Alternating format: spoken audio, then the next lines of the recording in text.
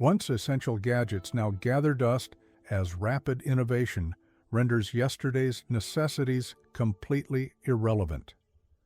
Consider how quickly gadgets become relics of a bygone era. Understanding technological obsolescence is crucial for grasping society's shifting values. Products once deemed essential now gather dust in attics, victims of innovation and changing consumer preferences. Factors like improved alternatives, evolving trends, and discontinued support led to their decline.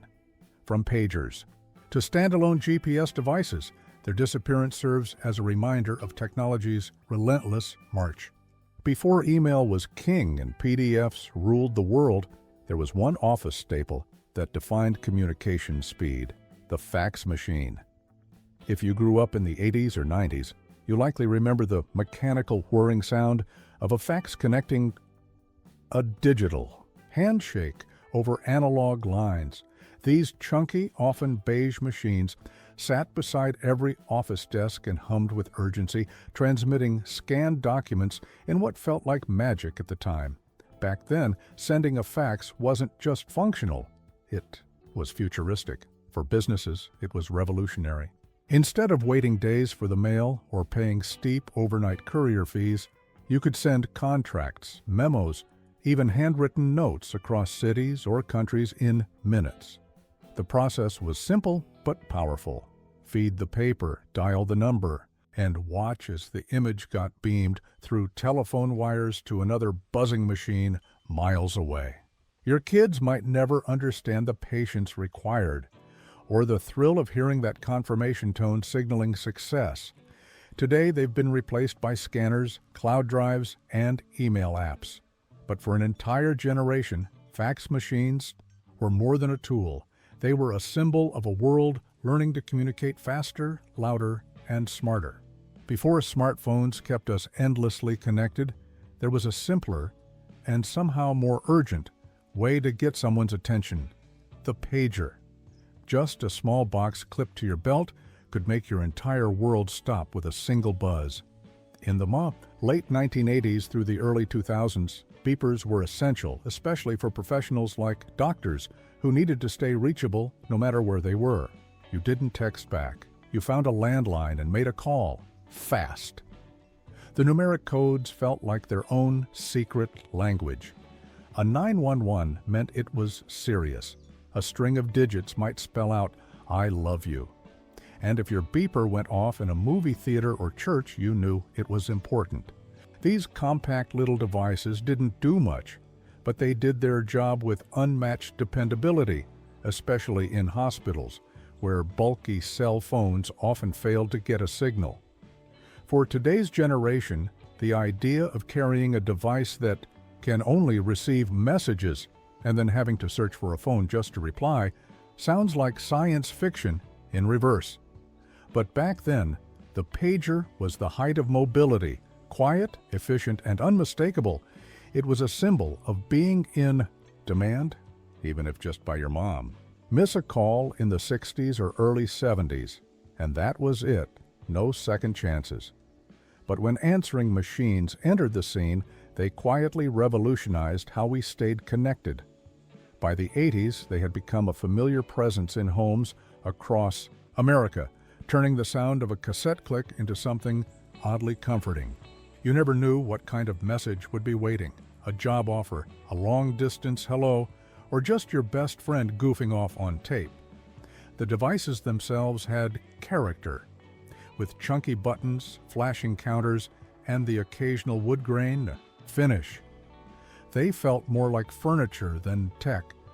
Listening to messages was almost ceremonial.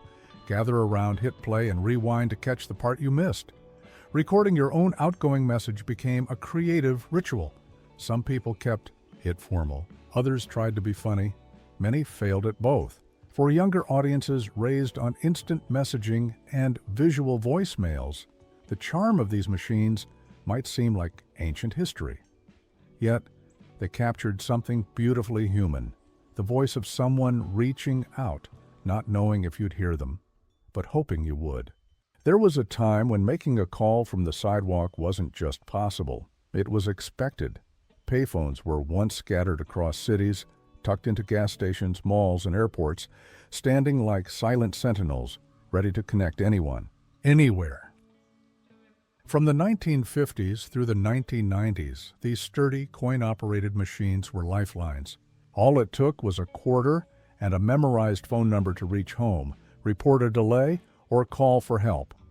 Their metallic ring echoed through bus stations and street corners, and the tactile act of dropping coins and hearing them clink was part of the ritual. During road trips or late-night emergencies, finding a working payphone could mean the difference between being stranded or saved. In a world before contact lists and GPS, those booths held real power, raw analog access to someone who mattered. Now, they're mostly relics, rusting frames on quiet corners or museum pieces of a slower, more deliberate time. But for those who relied on them even once, the payphone wasn't just a machine, it was a moment of connection carved into the noise of everyday life. Every file once had a physical form. Whether it was a school paper, a game save, or a software installation, chances are it lived, quite literally, on a floppy disk. Introduced in the late 1970s and lasting into the early 2000s, these plastic squares were the currency of the early digital world.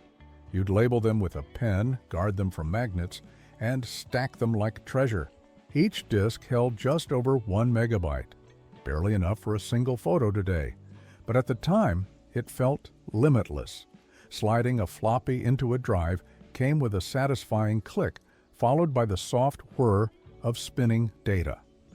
There was something tactile and deliberate about it. Saving wasn't just an icon you clicked, it was an action. For many, their first experience of backing up data meant organizing drawers full of these disks, sometimes labeled in panic-scrawled Sharpie, "Do, not delete." They've since been replaced by cloud drives and thumbsticks, thousands of times more powerful. But the legacy of the floppy lives on, even in the save icon itself.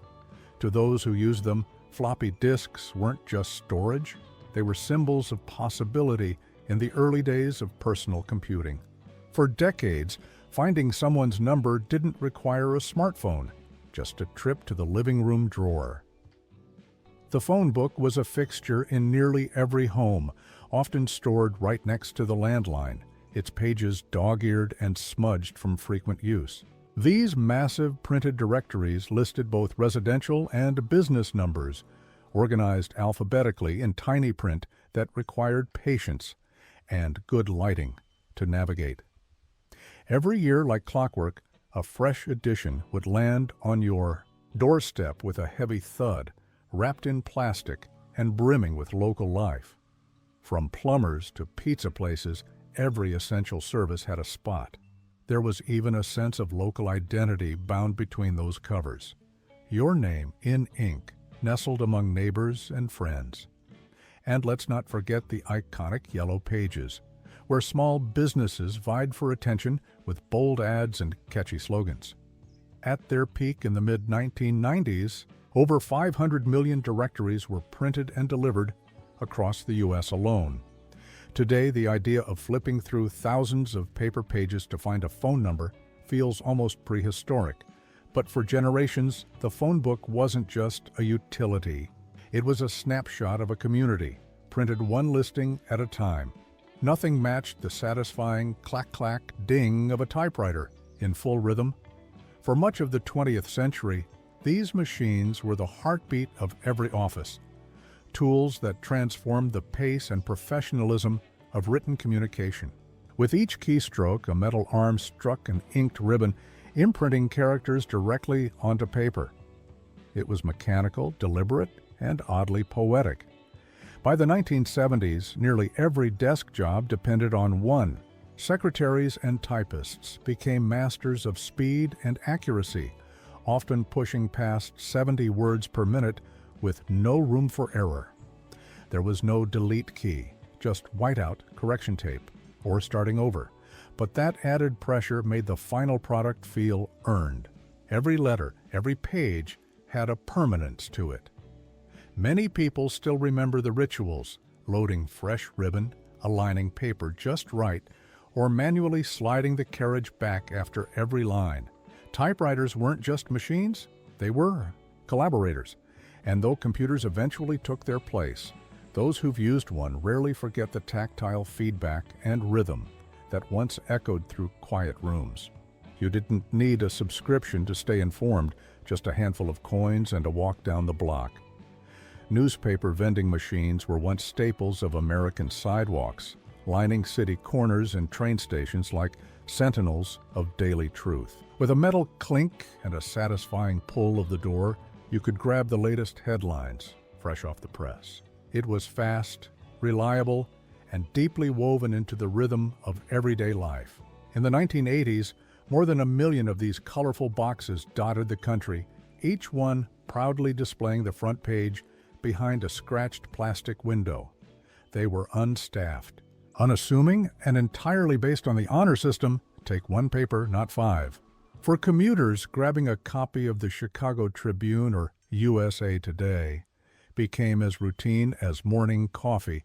Digital alerts and push notifications have replaced the tactile ritual, but the memory of these vending machines remains vivid.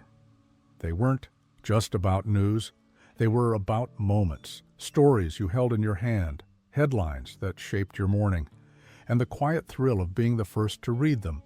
What started as a luxury for smokers became an unexpected cornerstone of in-car utility, the car cigarette lighter. A glowing red coil embedded in dashboards across generations was standard issue from the 1920s through the early 2000s. With a firm push and a few seconds of silent heating, the metal cylinder would pop out, red hot and ready. For cigarette users, it offered instant convenience without ever leaving the driver's seat. But this small detail of automotive design ended up doing far more than lighting smokes. Over time, it evolved into a universal power port. Adapters transformed it into a charging station for early cell phones, GPS units, CD players, air pumps, even coolers. Long road trips were made possible by that once simple socket, quietly powering the modern traveler's essentials. Most vehicles today have phased out the actual heating element, but the socket lives on, rebranded as the 12-volt accessory outlet. Still, for those who remember the faint smell of warmed metal and the click of the lighter ejecting, it's a reminder of a time when even the smallest dashboard feature had a spark of character. Some bills just feel different in your hands, and none more so than the elusive $2 bill.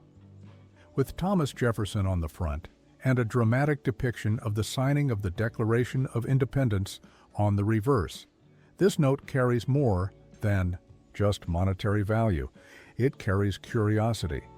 For many Americans, stumbling upon a $2 bill feels like uncovering a relic. It's a piece of history still technically alive, yet almost mythical in circulation. Though it's still printed by the U.S. Treasury, the $2 bill makes up less than 1% of all currency in production. That rarity gives it a strange charm. People often save them rather than spend them, tuck them into birthday cards, or keep one in their wallet as a good luck token. It's a bill that sparks questions. Is this real? Can I still use this? The answer is yes, but chances are the cashier will do a double take. Despite their legal status, $2 bills seem to exist more in memory than in cash drawers, and maybe that's the point. In a fast-moving digital economy, it reminds us of a slower, more tangible version of money where even spending felt a little more intentional. Long before smoking bans and age verification laws, grabbing a pack of cigarettes was as easy as pulling a lever. Cigarette vending machines were once common fixtures across America, tucked into the corners of diners, glowing beside bar counters, or stationed near gas station restrooms. From the 1950s through the 1990s, these machines quietly served a society where smoking wasn't just accepted, it was expected. With a pocket full of change, you could walk up, choose your brand, and Pull a chrome handle that delivered your smokes with a satisfying clunk. No clerk, no questions, no ID. Their compact design and colorful branding made them instantly recognizable, almost like candy machines for adults. For generations, they were part of the visual landscape, humming in neon-lit lounges or standing discreetly in hotel lobbies. As public health policies shifted and awareness grew, these machines gradually disappeared. But for those who remember, they weren't just vending devices. They were cultural snapshots of a time when cigarettes were deeply woven into everyday life, and access to them was as casual as buying a soda. Few sounds were more satisfying or more symbolic than the crisp ka-chunk of a punch clock stamping time. These sturdy machines revolutionized the way companies tracked labor, bringing structure and accountability to the workday. From factories to office buildings, punch clocks stood like silent gatekeepers, marking every shift's beginning and end with mechanical precision. Introduced in the late 1800s and widely adopted through the 20th century, these devices combined a clock face, a paper card slot, and a stamping mechanism that printed the exact time onto a worker's timesheet. No guessing, no shortcuts, just a clear, indisputable record of hours worked. For hourly employees, that card wasn't just paper. It was their paycheck, their proof, their routine. Even as digital systems have taken over, the legacy of the punch clock endures. It established a standard that remains at the heart of modern payroll systems. And for those who used one daily, sliding that time card into place was more than a formality. It was a ritual of reliability in a world that ran on the rhythm of labor. Music wasn't just something you streamed. It was something you curated, tracked, and rewound. Cassette tapes brought music into pockets, backpacks, and glove compartments from the mid-1970s to the mid-1990s, using magnetic tape spooled inside. Compact plastic shells, these little rectangles delivered entire albums or heartfelt mixtapes, one song at a time. Pressing play came with a low hiss and the promise of something personal. Recording your own mix required patience and precision. Each track had to be chosen carefully, timed to fit within the tape's limited minutes. If you were making a mixtape for someone special, it wasn't just about music, it was about meaning. You'd label the sides by hand, decorate the cover, maybe even agonize over which song should start or end the playlist. It was a slow process, and that's what made it matter. Cassette players clicked and whirred their way into boomboxes, car stereos, and walkmans, turning daily routines into private concerts. And even with their hiss, occasional warps, and the dreaded unspooling, tapes created a bond between listener and sound that felt tactile and deeply personal.